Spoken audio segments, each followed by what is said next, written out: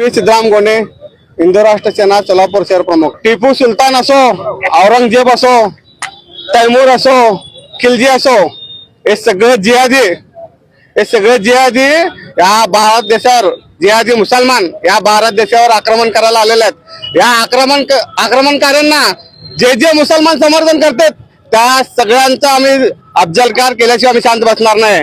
कारण हा देश छत्रपती शिवाजी महाराजांचा आहे आणि हा सबकाल, कोणते सबकाल, काय सबकाल, तो आरामखोर छत्रपती शिवाजी महाराजांची तुलना त्या जिहादी टिपू सोबत करतो। टिपू सुलतान नाहीये, टिपू हैदर अली नाही, काय त्याला सुलतान कोणीच म्हणू नये, कारण तो आपल्या हिंदू धर्माला कलंकित केलेला आहे, महिलांना, आपल्या बायकांना पाठवलेला आहे।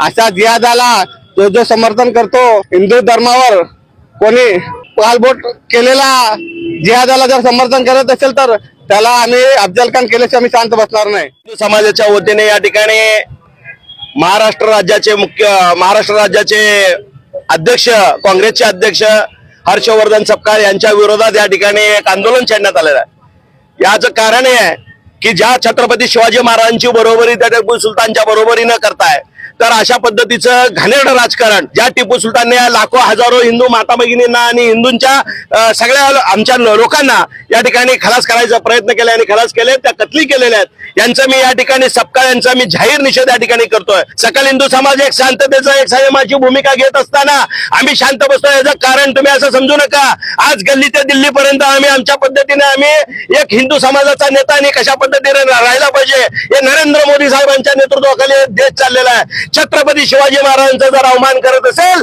सपकाळ, हे याद राख।